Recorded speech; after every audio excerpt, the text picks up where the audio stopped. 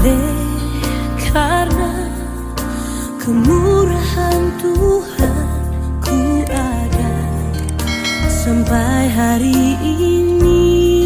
Dalam nama Bapa, Putra, dan Roh Kudus. Amin.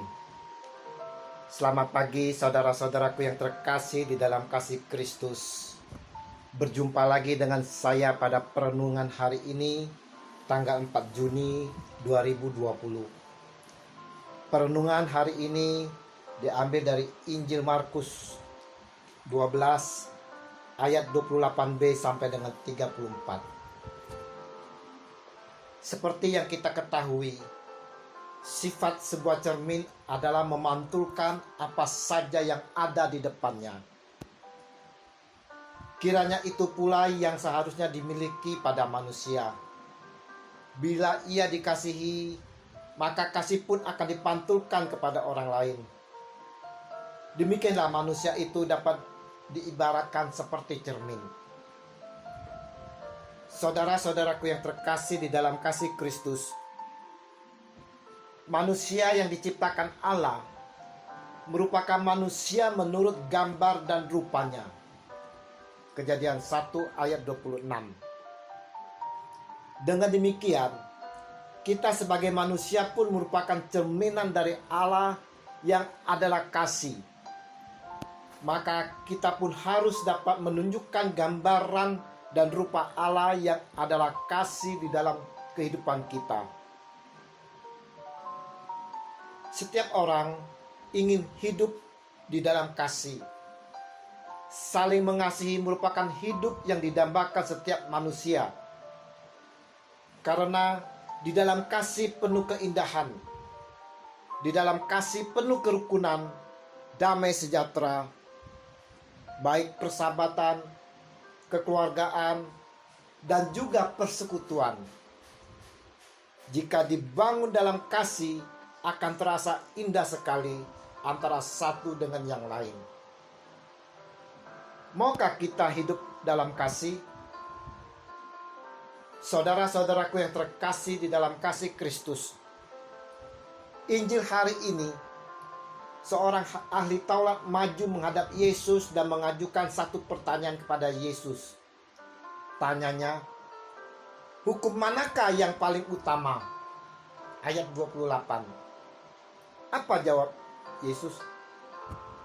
Jawab Yesus, kasihilah Tuhan Allahmu dengan segenap hatimu dan dengan segenap jiwamu dan dengan segenap akal budimu dan dengan segenap kekuatanmu.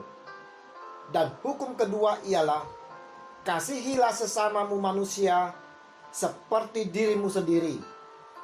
Tidak ada hukum yang lain yang lebih utama daripada kedua hukum ini. Ayat 31 sampai dengan 31. Kalau kita mengasihi Allah, kita pun juga mengasihi sesama.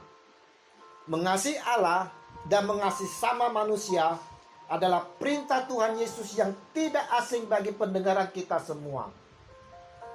Mengasihi Tuhan dan sesama manusia adalah pusat dari seluruh hukum Taurat dan para nabi. Perintah ini sesungguhnya telah ditulis oleh Tuhan sendiri dalam hati setiap kita, setiap manusia. Itu sebabnya manusia selalu rindu untuk hidup dalam kasih. Jika kasih yang ada pada manusia hilang, maka kehidupan manusia itu akan mengalami kesedihan, sakit hati, mungkin juga akan putus asa. Saudara-saudaraku yang terkasih, ada yang menarik jawaban Yesus ini yang perlu juga kita renungkan. Di mana Yesus menjawab pertanyaan ahli Taurat dengan jawaban, hukum yang terutama ialah, dengarlah hai orang Israel, Tuhan Allah kita, Tuhan itu Esa. Ayat 29. Yesus mengatakan, dengarlah. Itu bukan tanpa maksud. Makna mendengarkan menunjuk pada penginternalisasian kasih dalam diri yang dimulai dengan mendengarkan sabda tentang kasih. Mendengarkan adalah sebagian dari semangat kasih itu. Dalam hidup sehari-hari kita, mungkin semangat mendengarkan itu sulit untuk kita lakukan. Banyak orang mengatakan bahwa berbicara lebih mudah daripada mendengarkan. Dan hal itu mungkin benar adanya. Kita lebih mudah untuk berbicara daripada mendengarkan. Dalam keseharian kita, dalam banyak kesempatan, kita lebih banyak berbicara daripada mendengarkan. Hanya sedikit waktu yang kita sediakan untuk mendengarkan. Sungguhkah mendengarkan itu sulit? Saudara-saudaraku yang terkasih, dalam kehidupan sebagai pasangan suami istri, tindakan nyata akan kasih dapat terlihat jika dari pasangan tersebut mau saling mendengarkan. Namun, tidak sedikit yang kita lihat dalam kehidupan pasang suami istri, cekcok, ribut, dan sebagainya. Kenapa ini terjadi?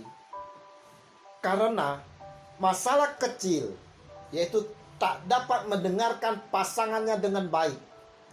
Maka yang timbul adalah keributan, tak ada kasih lagi. Yang ada nama-nama binatang yang keluar, yang berkeliaran di dalam rumah. Bagaimana hubungan kita dengan sesama kita? Bagaimana tindakan kasih kita kepada sesama? Seperti yang kita ketahui, ahli Taurat adalah orang-orang yang sangat tidak menyukai keberadaan Yesus. Yesus tahu bahwa mereka tidak menyukai apa yang ia lakukan. Tapi lihat, Yesus tidak pernah membenci ahli Taurat tersebut. Justru Yesus memandang ia sebagai seorang bijaksana dan mengatakan bahwa ia tidak jauh dari kerajaan Allah. Yesus benar-benar mengamalkan apa yang ia wartakan mengenai cinta kasih. Ia tidak membenci dan mendendam terhadap ahli Taurat tersebut. Sikap Yesus ini seharusnya juga menjadi sikap kita, terlebih saat kita berhadapan dengan orang-orang yang mungkin bersalah kepada kita atau yang tidak menyukai kita. Kebencian dan dendam adalah dua hal yang dapat menutup diri kita dari cinta kasih kita pada sesama kita. Saudara-saudaraku, sebagai gambaran dan cerita Allah Sang Pencipta, yang mana Allah adalah kasih, maka sebagai cerminannya, kita pun seharusnya dapat juga menunjukkan kasih seperti Allah yang telah mengasihi kita, dan dapat memantulkan kembali kasih Allah itu kepada sesama kita. Jadikanlah cinta kasih sebagai jantung dalam hidup kita. Jantung yang dapat membuat hidup kita lebih hidup. Cinta dan kasih akan membuat hidup kita menjadi lebih damai. Karena dengan menghadirkan cinta dan kasih dalam hidup kita, tidak ada lagi pintu yang terbuka bagi masuknya dendam dan kebencian. Kemuliaan kepada Bapa dan Putra dan Roh Kudus, seperti pada permulaan, sekarang, selalu, dan sepanjang segala abad. Amin. Dalam nama Bapa, Putra, dan Roh Kudus. Amin.